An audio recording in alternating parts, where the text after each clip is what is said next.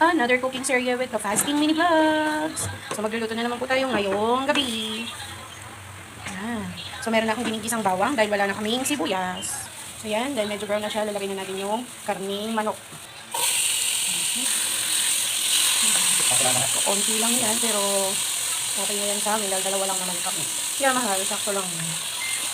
Tutuin lang natin ng konti. Ayan medyo maputi-puti na yung ating karne. Nilagyan na namin yan ng asin, paminta at saka patis. Hayaan lang natin maluto pa ng konti and then lagay na natin ngayon yung gulay. Ayan, meron tayong patatas at carrots. Ayan, hayaan muna natin siyang maluto. Takpan lang muna natin.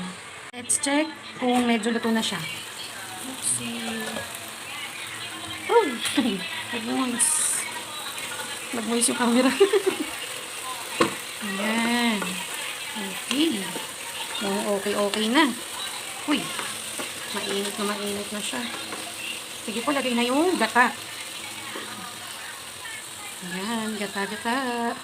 So, yung nasa sachet lang po ulit yung ginamit namin. Kasi yun yung mas easy. So, yan. Haluin lang. So, syempre, lalagay na natin yung pinakapampalasa natin. Curry powder. Ayan. Isa po ito sa mga paborito naming ulam ni housemate. Curry or chicken curry.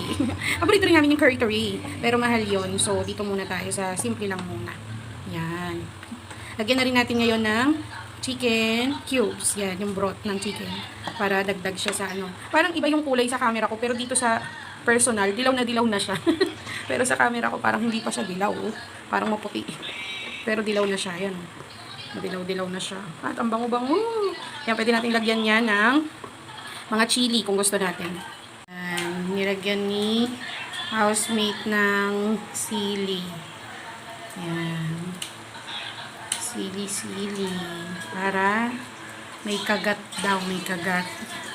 Then, timplahan lang po natin ulit ng salt and pepper and patis or ayon po sa panlasa nyo. No? Then, yan na. Meron na tayong ulam. Yum. Mangan lang. Chicken curry in the house.